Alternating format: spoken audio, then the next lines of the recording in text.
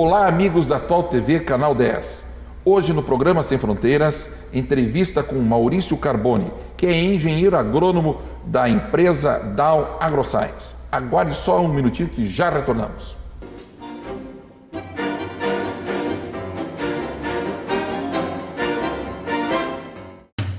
Loteamento Forcelini, venda de lotes e casas com uma mega promoção. Casas de R$118 mil por apenas R$110 mil. Uma ótima opção de investimento. Lotes a partir de 427 metros quadrados, de R$70 mil por apenas R$65 mil. São várias opções de metragem e preços. Venda direta com o proprietário. Ligue 9972-1340. Loteamento Forcelini. Excelente localização na entrada do bairro São Francisco. Clínica Odontológica Doutora Lázara Forcelini, especializada em odontopediatria e tratamentos odontológicos em geral. A saúde bucal de seus filhos em boas mãos. Tenha um sorriso harmonioso. Agende seu horário. Fone 3224-3849.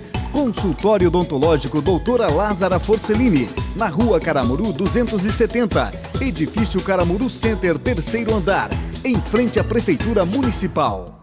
Bela Vita Centro Auditivo, representante Resound, tem atendimento especializado em aparelhos auditivos, com fonoaudióloga em tempo integral, acessórios para aparelhos auditivos, pilhas, moldes, tampões para natação, conserto e manutenção de aparelhos auditivos. Temos opção de atendimento com hora marcada e atendimento domiciliar. Os aparelhos Resound proporcionam um som excelente, oferecendo soluções auditivas inovadoras. Consulte seu médico otorrino. Se houver necessidade, entre em contato com a Bela Vita Centro Auditivo, em Pato Branco, na Tocantins 1702 Centro, próximo à Faculdade Mater Dei. Telefone 3025-1902. Todos sonhamos com qualidade de vida. Nice e Euclides sabem que é preciso cuidar do corpo e da mente para alcançar longevidade de forma equilibrada. Por isso, escolheram a Unimed. Com o plano, o casal garante todas as consultas, exames e procedimentos, além das vantagens da medicina preventiva. A Nice não perde um programa. Assim, a vida fica mais leve para curtir a família e os netinhos. Isso é ser completo. Isso é ser Unimed. Planos a partir de R$ 83,99.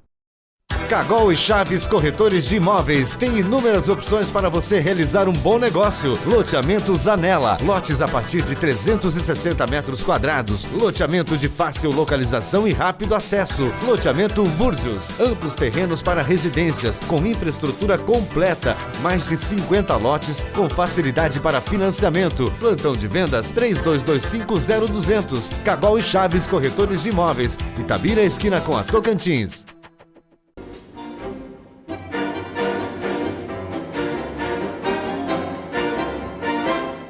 Maurício Carboni, como é que está o estimado amigo? Tudo bem contigo? Tudo bem, Fábio. É um prazer estar aqui falando com você.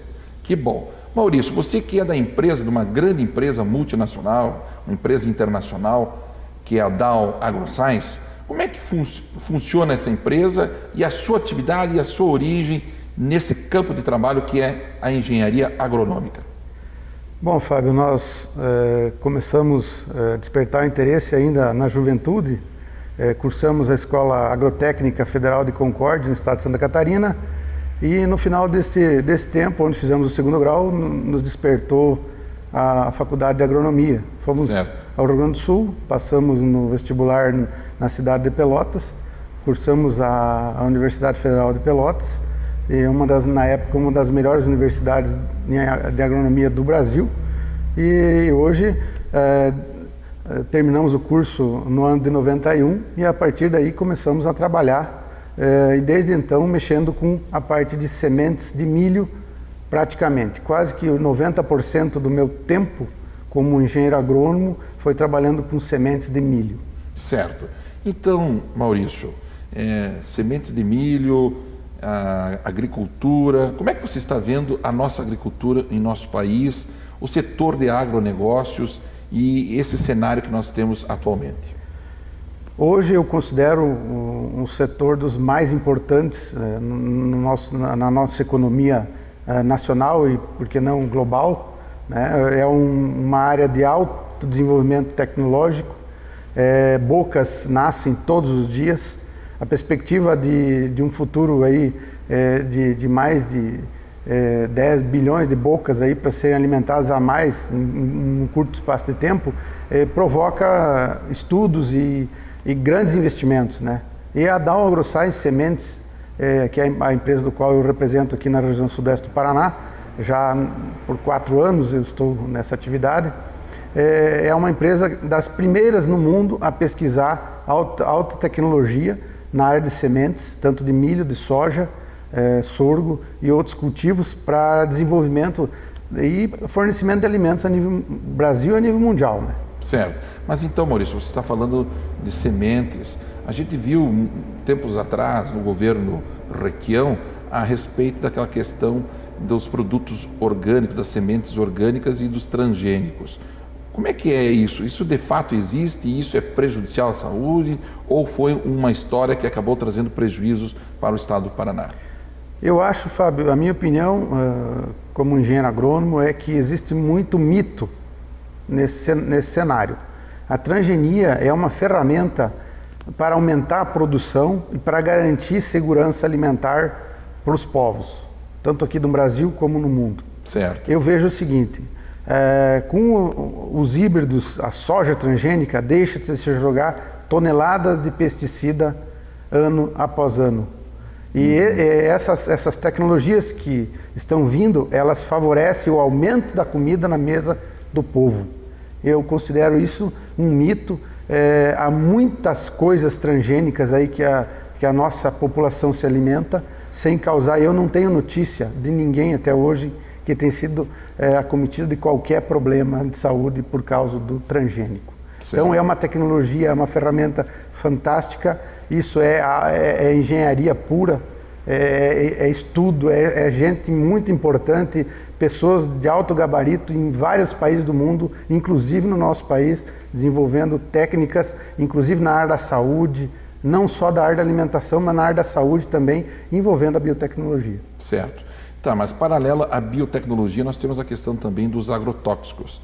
E a gente sabe que a aplicação desses produtos sobre os alimentos, sobre os vegetais, a gente tem lá um certo risco à saúde. Como é que está o Brasil nessa questão de agrotóxicos e também em relação às importações que são consideradas fraudulentas, contrabando de determinados produtos que acabam atingindo os produtos nossos? Como é que vocês, que são do setor, têm visto isso?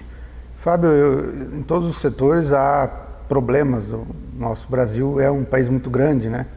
E há interesses de várias pessoas sempre. Então há problemas desse jeito. Mas eu considero o seguinte hoje, o nosso país tem um Ministério da Agricultura que tudo que é usado é passado pelo crivo do Ministério e é feito dentro das universidades com maior garantia de qualidade. Então uma empresa quando registra um produto aqui no Brasil, provavelmente na sua mãe, na sua matriz, ela tem esse produto registrado. E hoje em dia são produtos seguros. Que nem eu te falei, a biotecnologia traz segurança, muita segurança para os cultivos e para quem se alimenta deles, né? Certo. Então eu acho, a minha opinião sincera é que hoje no país existe lei e desde que se cumpra a lei, é claro que há sempre pessoas que procuram obter benefícios não sendo muito corretos dentro da lei, né? Então, para isso existem os caminhos legais aí, existem os fóruns dentro da nossa justiça, das instituições que fazem fiscalização, que são eficientes dentro da nossa nação, né? Certo. Então, Maurício, agora entrando no mérito do PIB nacional, nós tivemos o ano passado 0,9 do PIB, praticamente negativo, e também o governo apresentando uma política dizendo que houve crescimento no emprego. Mas se não fosse a agricultura, o agronegócio, nós teríamos uma balança comercial e um PIB completamente negativo que poderia deixar o país numa situação bem pior do que está. Como é que você está vendo isso? E em relação à questão do agronegócio no Brasil, a economia internacional influindo sobre os preços dos nossos produtos? O agronegócio, com certeza, Fábio, é uma alavanca de empregos, de receita, de muito dinheiro que entra no Brasil. Certo. Então, ele é responsável e movimenta uma cadeia fantástica, gigantesca. Hoje nós temos plantado no nosso país uma segunda safra de milho maior do que a primeira. A estimativa de produção nacional do grão de milho é em torno de 76 milhões de toneladas. Certo. 40 e poucos milhões é na segunda safra, que vai ser colhida a partir do inverno agora, de agosto, junho, julho em diante. E por sinal é uma produtividade fantástica. As tecnologias, a biotecnologia, tudo isso fez com que a produtividade nesse ambiente aumentasse. E com isso se exporta milho. Já se exporta 18, 20 milhões de toneladas do milho produzido. Nós consumimos aí em torno de 50, em volta de 50 milhões de toneladas. Nós poderíamos produzir muito mais, temos área para isso, mas nós não temos políticas muito seguras, não temos garantias que muitos países são dados ao produtor. O produtor americano hoje está plantando milho, a safra de verão. Eles estão enfrentando problemas climáticos. O degelo, alguns estados estão muito atrasados no plantio do milho, inclusive da soja também. Há uma perspectiva muito grande desse cenário se constituir. Na sexta-feira, o governo americano, através do USDA, né, largou, que é o ministério lá, o responsável pelas informações agrícolas deles, né, que controla todas as informações agrícolas, largou um relatório falando das metas de voltar a ser o primeiro exportador de soja e o maior produtor. Hoje é o Brasil. O maior produtor de soja, né, até esta safra, e exportador do grão de soja é o Brasil. Certo. E também, a partir de algum tempo, nossas políticas até de câmbio favoreceram a nossa produção exportar milho também, não só soja. Então os dois cereais são grandes produtos de exportação do Brasil. As grandes commodities. São, né, as grandes commodities, exatamente. No cenário mundial, nós temos os Estados Unidos plantando aí com potencial de colheita de 350, quase 360 milhões de toneladas de milho, nós estamos produzindo 70. Então, veja a diferença, né? E eles são o primeiro produtor mundial exportador de milho. Aí vem China, aí vem Brasil, aí vem Argentina. Certo. Né? E, por incrível que pareça, os Estados Unidos não tem as maiores produtividades de milho do mundo. Sabe onde está, Fábio? Sim. Agricultura irrigada no Chile, de 18 a 20 mil toneladas por hectare. No Chile? No Chile. Plantam só 100 mil hectares de milho, mas tem uma alta produtividade. Isso, com certeza, alta tecnologia, com, né? Alta tecnologia e com irrigação. Sim. Mostrando o potencial. Então nós temos muito a crescer, não precisamos plantar nem um hectare a mais, mas podemos aumentar a produção, melhorando o quê? A qualidade através da biotecnologia, do potencial produtivo das plantas. Os fertilizantes, que no nosso país vem a maior, 90 e poucos % vem do estrangeiro, custa muito caro. O fertilizante é um item caríssimo na nossa cadeia produtiva do agronegócio. Né? Certo. Então, os impostos, a carga tributária em cima do diesel, em cima do pneu, do transporte que onera a nossa nação, do porto também, né, Fábio? Encarecendo toda a cadeia. Então, um saco de soja no porto brasileiro é um valor, um saco de soja no porto nos Estados Unidos, para o produtor sobra mais nos Estados Unidos, no bolso dele. Certo. Mas então, Maurício, todo esse cenário que acaba provocando então um aumento dos preços. A economia, sabe-se que nós estamos vivenciando um momento difícil em virtude da crise internacional, tanto na Europa quanto nos Estados Unidos. Como é que está afetando então os preços aqui? A gente sabe que os preços estão muito bons na exportação, principalmente do produto da soja, 70, 75 dólares o valor, né? 75 reais o preço, pelo menos eu vi dias atrás, estava nessa faixa. Como é que está agora? Hoje, o cenário da soja, os preços da soja hoje, no porto é um preço, né, Fábio? Sempre aqui na área da produção é outro preço, mas hoje os preços caíram. Caíram. Hoje a soja está em torno de 50, varia de 50 a 55 reais Brasil afora, e o milho também caiu. De R$ 27 há 2 meses atrás, hoje está na casa de 19. R$20. Caiu bastante. Isso está provocando um cenário interessante aqui na nossa região sudeste.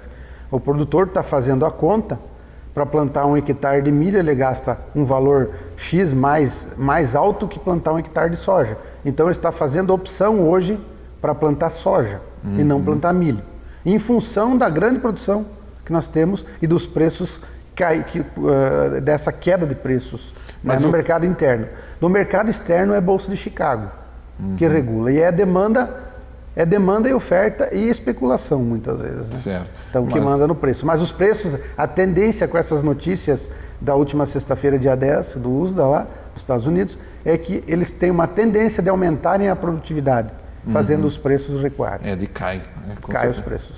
Tá. Maurício, então, nessa questão, queda de preços, cenário instável, a economia sempre se sobrepondo sobre os interesses econômicos das empresas, e essa questão que está envolvendo o Brasil inteiro numa discussão ferrenha entre governo, entre Congresso, na questão dos portos, da reforma dos portos, que está para ser aprovada hoje ou amanhã. Não sei se seria hoje ou amanhã que estaria sendo colocada em votação, até porque a medida provisória, se não for aprovada, ela não se converterá mais em lei. Como é que vocês estão vendo isso e o que está levando toda essa discussão entre governo, Congresso, empresas, na questão dos portos? Eu vejo que o custo Brasil passa por essas decisões. Os portos brasileiros estão velhos, caros. Há poucos dias atrás vocês notavam nas notícias 60, 70 navios na fila, tanto em Paranaguá quanto em Santos. No Porto de Paranaguá, problemas de chuva no mês de abril, né? Mês de fevereiro choveu também, impedindo que os nossos portos só carreguem com sol. Só com sol? Só com sol, eles não têm estrutura para carregar soja com tempo chuvoso. Que barbaridade. Esse é um agravante também. Mas a logística de transporte, que é só sobre rodas, trilha é muito pouco, né? Mas parece-me que no Porto de Paranaguá, aqui no estado, já temos algumas decisões que já estão sendo proativas, que estão funcionando. A soja sai aqui do Pato Branco, sai de uma determinada empresa aqui, mas ela vai já, tantas cargas são definidas que elas carregam aqui e elas descem para o porto, mas está marcado. Horário então, está marcado, definido. Chega lá e descarrega. O caminhão não fica mais parado lá dias esperando. Tanto é que você tem observado, não há filas mais até Curitiba. Isso é um Aquelas fato. filas sumiram. Isso é logística, isso é organização do trabalho. Santos não tem esse negócio. Então ficam todos... Não está funcionando. E sobrecarrega. Como os momentos de exportação são mais ou menos em alguns meses do ano que se desloca e vem os navios onde se entregam os contratos de venda futura, né? E os navios vêm carregar. E eles têm... E cada navio parado, a partir de um tempo, ele custa, se não me engano, aí $15 mil por dia para os cofres do Brasil. Veja só. Quem paga isso é o produtor, na verdade. Quem encarece, cada vez vai diminuindo mais a fatia de quem produz nesse cenário. Então, a logística, portos modernos, isso aí eu acho, na minha opinião, Fábio, que os nossos líderes hoje, eles não têm que pensar no próprio umbigo, eles têm que pensar na nação, e isso já faz tempo que nós deveríamos ter. Estrutura, né? Mas uma coisa que eu estava vendo na televisão dias atrás, os contratos de 25 anos, a concessão para 25 anos para determinadas empresas. Então, tem interesses muito grandes, né? Então, é por aí que começa toda essa discussão. Outra coisa que eu estava vendo também dias atrás, que era uma campanha do Sindicato dos Portuários, em fazer com que a Receita Federal começasse a atuar por 24 horas. Até então, eles paralisavam, inclusive nos horários de almoço, de jantar, de café da manhã, eles paravam para tomar seus cafés e almoçar. Agora está funcionando direto em 24 horas, como nos demais países, né? Exatamente, esse é um diferencial, é uma solução que eles conseguiram encontrar. Os portos estão operando 24 horas. Então, antes não acontecia isso, há pouquíssimo tempo atrás, causando sérios problemas. Esse ano foi mostrado Santos várias vezes, né? Sim. Filas enormes, um descaso até com as pessoas, os trabalhadores do transporte, um cara uma semana numa fila sem condições mínimas de habitação, de higiene, de qualquer coisa, correndo o risco de ser assaltado lá e sem sem ganhar, né? O caminhão Sim. parado, ele dá prejuízo, com o custo dos pneus, custo do diesel, né? A mão de obra caríssima, que é sentar uma pessoa responsável atrás de um caminhão, né? Mas aí uma coisa que eu estava lendo ontem, é uma questão que fala sobre a questão dos portos e a questão da agricultura e da logística. O Brasil ainda não se atentou a um fato em relação ao sistema ferroviário, ao transporte ferroviário. Aqui ainda se faz um transporte via caminhões para longas distâncias, sabendo que nos países desenvolvidos o que se emprega lá para pequenas distâncias são os caminhões e para longas distâncias o trem, o transporte ferroviário. Por que no Brasil ainda não se chegou a uma definição a respeito dessa questão que é tão importante, que eliminaria boa parte do custo do Brasil, né? Esse é uma pergunta aí com uma interrogação bastante grande, né, Fábio? Os interesses industriais, econômicos, políticos, Sim. e calçados no modelo Brasil hoje, né, inviabiliza esse tipo de situação. E o ferroviário, com certeza, seria muito mais barato. Tonelada transportada por uma locomotiva e que puxa aí 60 vagões contra um cavalo motor que puxa 60 toneladas. 60 toneladas. Então, de uma carreta grande, puxa 60 toneladas. É uma diferença bem grande, né? Então, você veja, um vagão puxaria 60 carretas, uma locomotiva. E sem poluição também, né? Existem meios hoje, tecnologias de uso de energia, né? Em trens elétricos e com velocidade. A malha nossa do Rio Grande do Sul é uma, de Santa Catarina é outra, e do Paraná é outra, de São Paulo é outra. As bitolas, né? As famosas bitolas. Então não se tem ligações. E ferrovias aí são do tempo ainda do Império, né? E isso não hoje existe uma empresa, que é a América Latina Logística, que opera a maior parte das ferrovias no Brasil, né? Mas opera onde tem investimento de trilhos. E quando se fala em trilhos, se faz um folclore muito grande. Certo. Muitas vezes eu acho, pelos interesses que estão aí, vários interesses que não olham para o nosso custo Brasil, olham para o custo de cada um e o rendimento que cada um precisa e quer ter naquele momento, né? Certo. Mas Maurício, você acha que vai ser aprovada essa reforma dos portos aí, dessa lei que estão tanto falando na imprensa? Há muitos interesses, pelo que eu tenho visto na imprensa, né? Inclusive a ministra Dilma não se reportou a nada, né? Eu escutei uma entrevista da ministra da Casa Civil, a Gleisi, né? Nessa semana, falando que há interesses muitos a serem ainda aparados aí, né? Mas eu acredito que, como jogaram a responsabilidade sobre o Congresso hoje, né? Sim. Que deva se tomar alguma providência. Vamos ficar atentos porque esse interesse é nacional, até porque a economia brasileira pode ter um crescimento muito maior, o custo menor e a gente ter aí os produtos, né, com preços melhores também, né? Com certeza, a nossa barganha de negociação com as pessoas do mundo inteiro mudaria. Porque muitas vezes exportar empaca na logística. Isso inviabiliza a competitividade de um produto aqui com o mesmo produto do concorrente do mundo inteiro. Tanto isso é verdade que dias atrás a China recusou a exportação de vários navios brasileiros de soja, né, porque estava lá ficando vários dias sem poder colocar os navios para levar o produto nacional nosso. Estava ficando muito caro manter a estrutura parada sem poder carregar, né? E há outros mercados, né? E outros mercados. Isso demonstrou a nossa incompetência, né? Nós temos problemas muito sérios. Muitos problemas sérios. E me parece que agora, felizmente, está se conversando sobre isso. Tomara que essas decisões sejam tomadas e que numa próxima super safra aí, e o clima colaborando, nosso país tem muito para produzir. Se produz de sul a norte. Sim. E com tecnologia. Hoje nós não devemos nada a ninguém em produtividade. Nós temos uma capacidade muito grande de produtividade.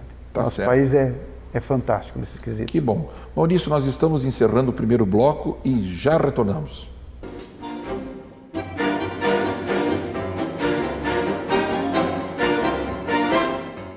Cagol e Chaves Corretores de Imóveis tem inúmeras opções para você realizar um bom negócio. Loteamento Zanella, lotes a partir de 360 metros quadrados. Loteamento de fácil localização e rápido acesso. Loteamento Vurzios, amplos terrenos para residências, com infraestrutura completa. Mais de 50 lotes com facilidade para financiamento. Plantão de vendas 32250200. Cagol e Chaves Corretores de Imóveis. Itabira, esquina com a Tocantins.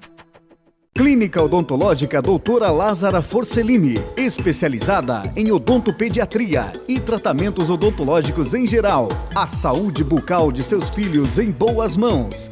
Tenha um sorriso harmonioso. Agende seu horário. Fone 3224-3849. Consultório Odontológico Doutora Lázara Forcellini, na Rua Caramuru 270, Edifício Caramuru Center, 3º andar, em frente à Prefeitura Municipal.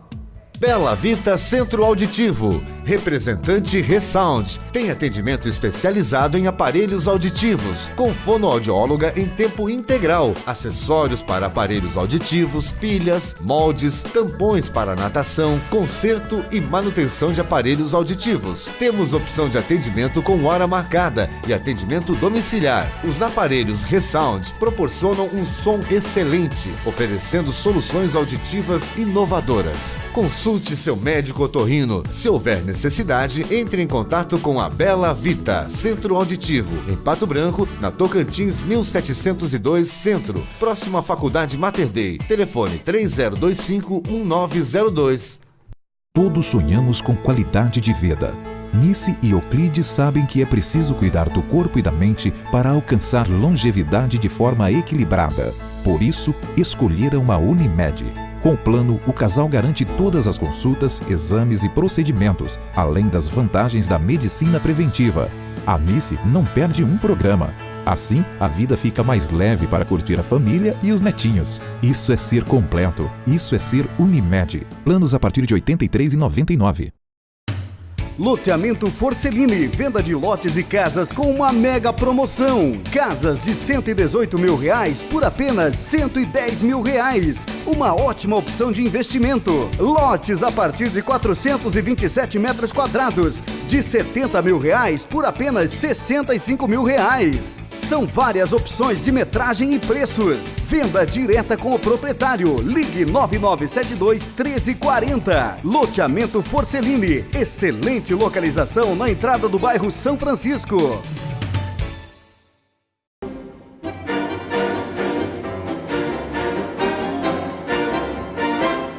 Bem, estamos de volta com o nosso programa Sem Fronteiras e hoje com o engenheiro agrônomo Maurício Carboni. Maurício, estávamos falando sobre o clima, sobre questões que envolvem a exportação, custo Brasil, logística, transporte. Mas a questão que também tem nos afetado e é um dos questionamentos que eu venho fazendo há muito tempo, esse tal de aquecimento global. Alguns cientistas têm relatado que seria um mito. Outros cientistas dizem que é verdade, que o aquecimento global existe. Eu te pergunto, como é que você vê toda essa história? Fábio, eu vou resumir para você, contando um pouquinho da minha infância no município de Coronel Vivida. Certo. Quando eu era garoto e fazia o ginásio, na época, eu cheguei a ver neve no inverno. Não a neve de branquear, que nem em 1965 aqui na nossa Praça da Matriz, foi o ano que eu nasci, lá no Rio Grande do Sul. Certo. Mas os floquinhos de neve, eu tenho essa imagem guardada na minha memória. Também tenho. E o inverno era muito rigoroso. Nossos pinheiros estavam aí ainda, e nós tínhamos grande quantidade de mata e não tínhamos as barragens. Certo. Então, em 20 anos mais, essa o nosso cenário natural mudou consideravelmente. Então nós temos hoje maior temperatura no verão, não temos mais uma brisa, né?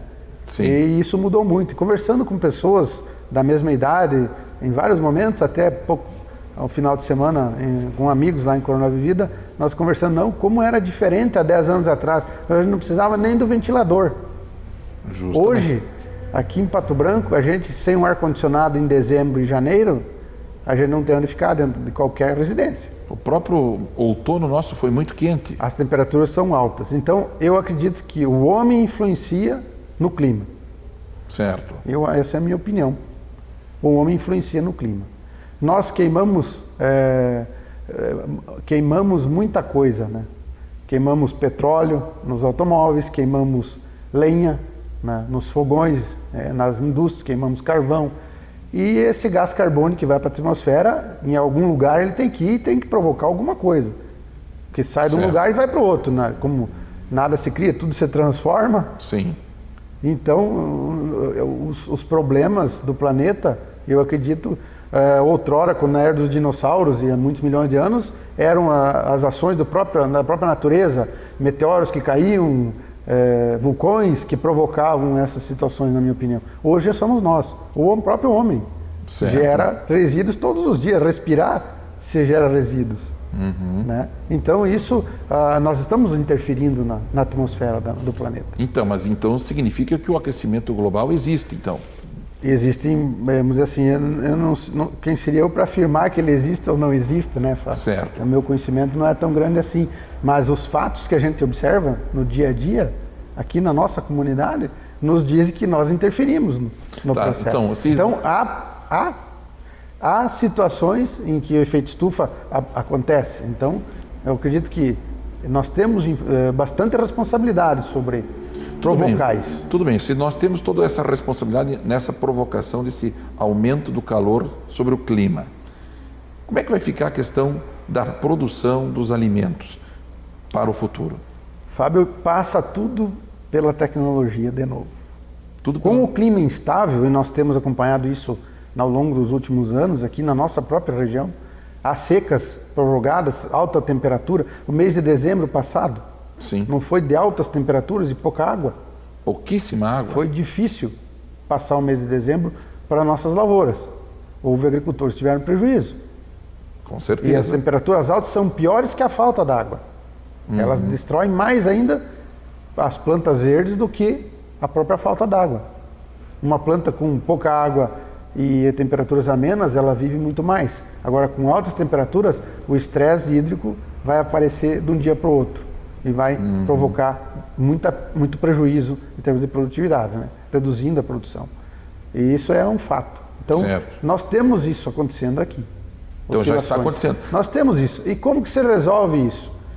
Num futuro que é hoje, existem pesquisas, e isso entra a biotecnologia, existem muitas empresas no mundo pesquisando genes que estarão dentro das plantas, equalizando o consumo da água, regulando uma planta, uma lavoura de milho hoje precisa em média de 500 milímetros de água para produzir. Certo. Existem pesquisas que estão trabalhando para que essa planta viva com 100 litros de água, com 100 milímetros de água, ou menos. E isso é o futuro, Fábio. E essas pesquisas existem já, tanto na soja quanto no milho, nos outros vegetais, e num futuro não muito distante, eu diria em 5 anos nós vamos ter companhias como essa empresa que eu represento e outras empresas mundo afora, trazendo essa tecnologia para áreas, o nosso Nordeste, que é riquíssimo em fertilidade, só não tem água. Quer dizer, temos água no subsolo. Isso eu ia te perguntar, o aquífero guarani não seria uma solução? Só que é água potável, né? É água potável. Eu acho que o aquífero deveria ser preservado para beber. Água potável de qualidade para nosso consumo. E não para o alimento. Não, porque a demanda seria muito grande e ele pode se extinguir ao longo dos anos, né? Mas a tecnologia vai estar, graças às pesquisas e às descobertas de genes capazes de interferirem nesse processo do uso da água pelas plantas, envolvendo a evapotranspiração, a respiração das plantas, né? Isso é a tecnologia que a gente hoje não só escuta, só vê fotos, vê trabalhos científicos, não vê resultado na prática. Mas para acontecer isso demora muito pouco. O mundo está muito rápido. É uma coisa que eu tenho percebido e lido dias atrás também em relação ao desenvolvimento científico em lavouras, em Israel, regiões desérticas, né? De produtos agricultáveis, né? Com tecnologias altamente avançadas, Sim. que seria daí para o mundo inteiro depois distribuir essas tecnologias, né? Por isso que é caro também a tecnologia. Né? Sim, é caro, mas não é tão caro porque não pode ser usado. Apareceu na televisão esse último final de semana, Fábio, uma região do Nordeste, eu não me lembro mais o estado, onde a seca está sendo gravíssima e ela vai perdurar por cerca de 8 meses ainda. Uhum. E esses produtores lá dessa região, eles têm cisternas onde eles armazenam a água da chuva quando ocorrem os invernos deles, né, quando chove, e estão usando a irrigação parecida com esses modelos usados em Israel. Veja só. Com irrigação controlada, com o uso da água racionado, ninguém está passando fome. O exemplo existe e os custos não são tão altos assim, não. E até não são órgãos governamentais, são ONGs independentes que estão levando essa informação e fazendo isso acontecer no nosso interior do Brasil. Então, eu acho que é uma falta de vontade política de resolver certas situações. Mas a tecnologia está trabalhando, as grandes empresas mundiais estão pesquisando que não é só aqui o risco de faltar água para produzir alimentos. Temos várias regiões do mundo. Hoje, no continente australiano, onde é um grande produtor de trigo, está tendo seca. Pode afetar o preço do trigo no mundo. Essa estiagem que está ocorrendo lá na região produtora deles. Veja só. Você veja só. Então, são detalhes importantes que oscilam os preços das commodities no mundo inteiro. Ora seca num país, ora enchente no outro. Como temos secas, temos enchentes. Né? No Brasil tem aquela história do Rio São Francisco, da mudança dos canais para atender os demais estados da seca, né? Sim. No Nordeste lá, e pelo jeito parece que aquilo não está funcionando, né? Prejuízos imensos aos cofres públicos. Funciona conforme os interesses. Mas praticamente paralisado as obras, né? E aquelas perspectivas de ganhos para a agricultura caem por terra, né? Sim. Existem regiões lá no Vale do São Francisco, onde empresas aqui do sul do Brasil, exemplo é as vinícolas de Bento Gonçalves, que têm estruturas, propriedades e produção de vinho, de uva, para vinho no Nordeste brasileiro. Sim. Com alta qualidade, com alta tecnologia. Então, o Vale do São Francisco exporta muita fruta para o resto do mundo, frutas de alta qualidade. Mas ali é onde que estão próximos ao rio, né? Exatamente, próximos ao rio. E esses megaprojetos aí, se nós, como em todas as coisas no nosso Brasil, a gente cresce e vê as coisas acontecerem, onde se gasta R$1 e simplesmente se some 5. Não sei como que eles fazem essa matemática, mas... É uma matemática diferente. Seria uma grande nação se essa matemática fosse proativa. Né? Sim.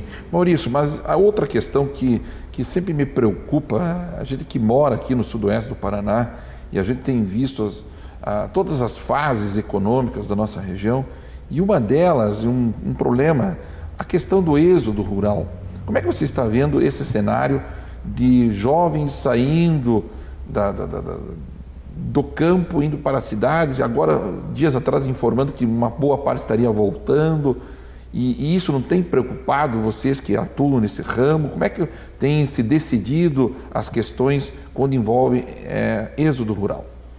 Fábio, no nosso país hoje a divisão fundiária, a terra, existem regiões onde a pulverização de propriedades de famílias no campo, como aqui no sul do Brasil, né, que são propriedades menores.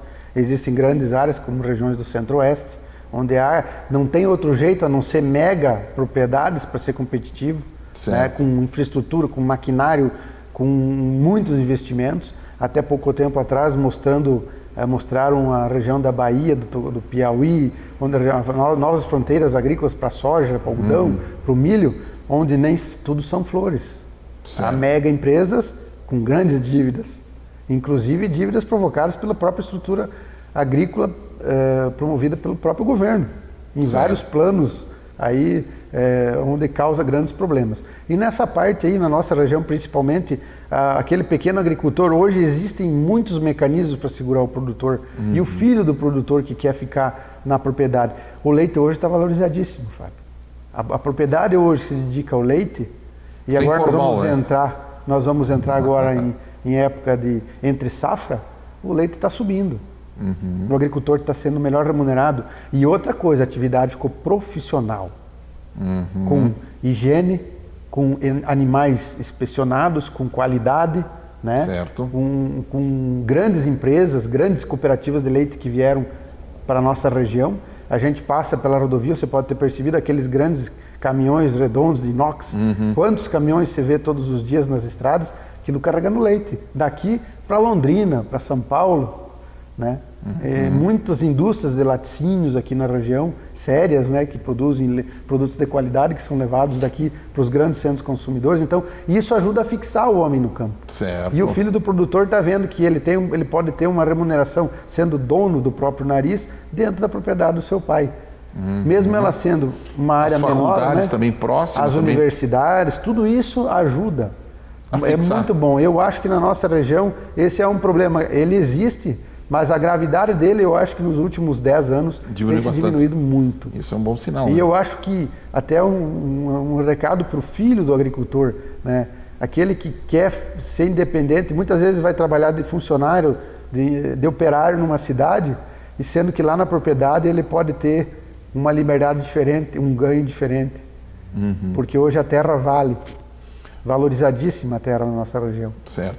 Maurício, uma questão também que me chama a atenção.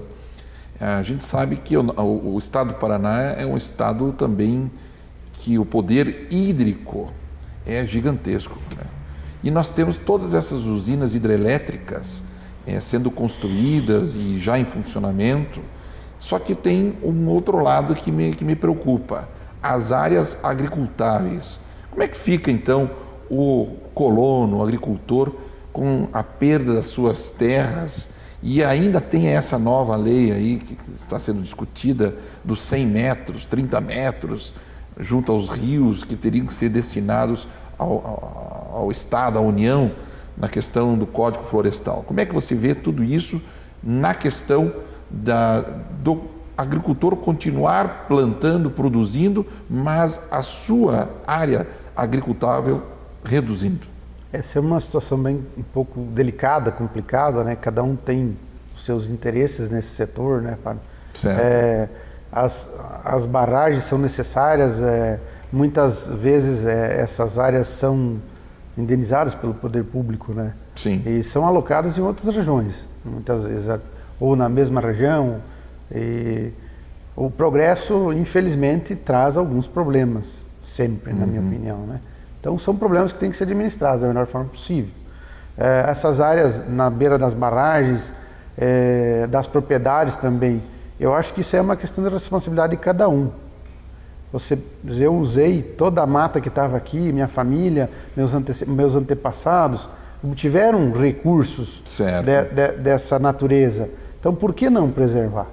Já que a água é um dos maiores bens da humanidade. É o maior. E se eu preservar os meus metros à beira do rio, plantando uma mata ciliar, preservando, mesmo que seja uma imposição legal, eu acho que o pessoal... é uma questão de consciência de cada um. Certo. Né? Mas aí, então, nessa questão aí das matas, o agricultor está plantando as árvores que são determinadas pela lei, que os governos têm solicitado que plantem, porque eu quando vejo, eu não sei, eu posso estar errado, Maurício, mas eu viajo bastante aí nesse sudoeste, nesse oeste, e o que eu vejo é cada vez menos árvores.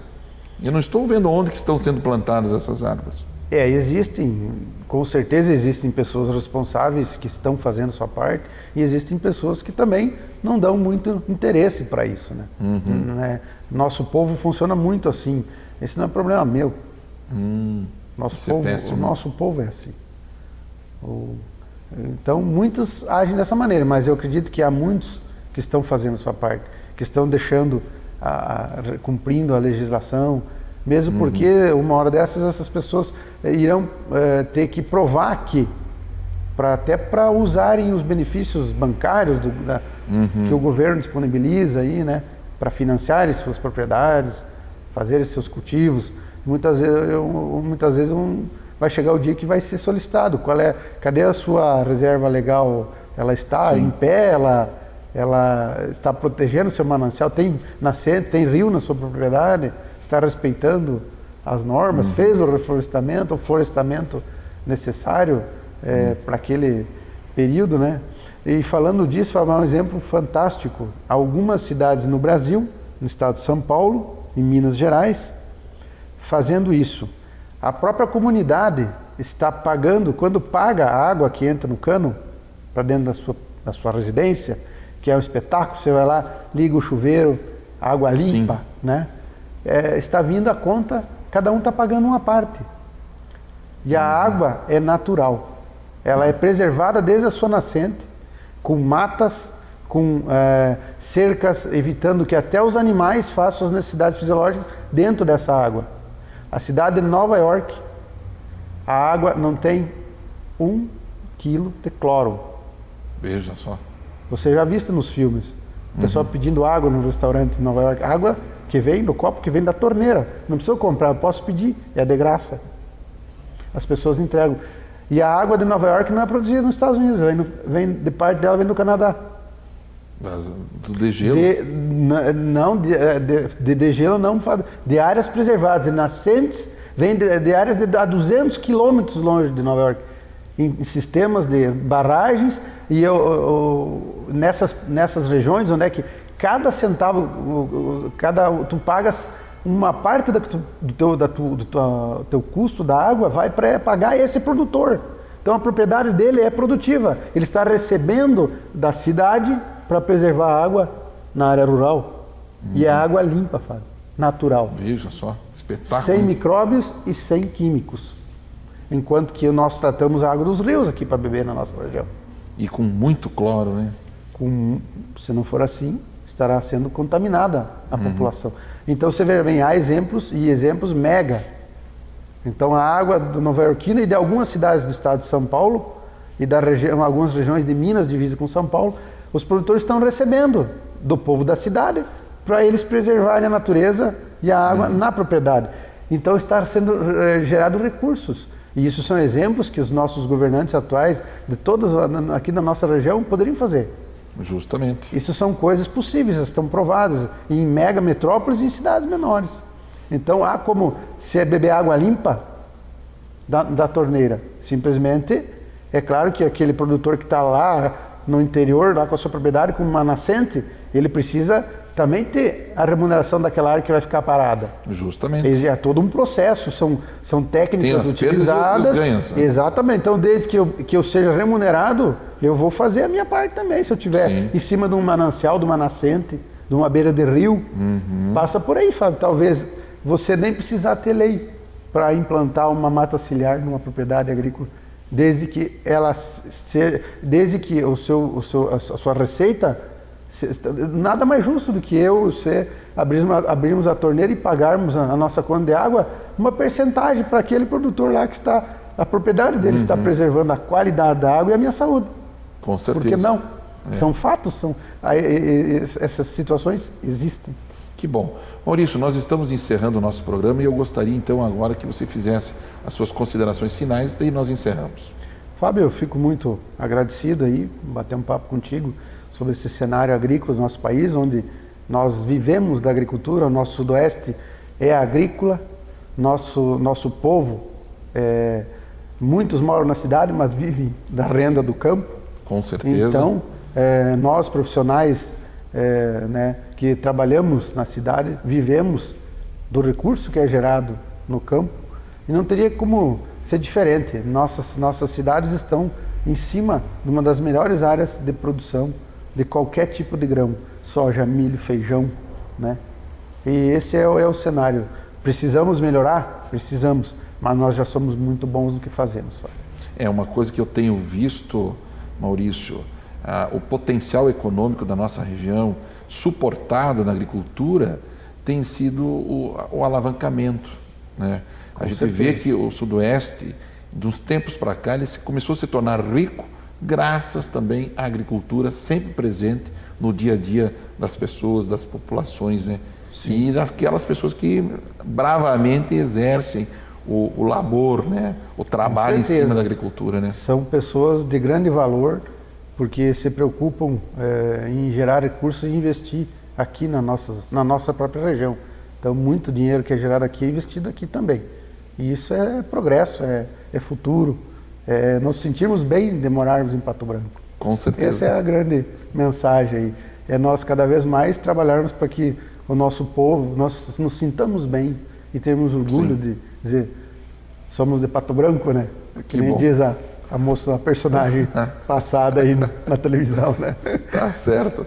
Maurício Carbone, quero te agradecer muito a sua presença no meu programa e dizer que o programa Sem Fronteiras é isso, trazendo pessoas de bem, pessoas inteligentes, pessoas compromissadas com o futuro da nossa cidade, da nossa região, do nosso país e que querem alavancar o desenvolvimento econômico de todos.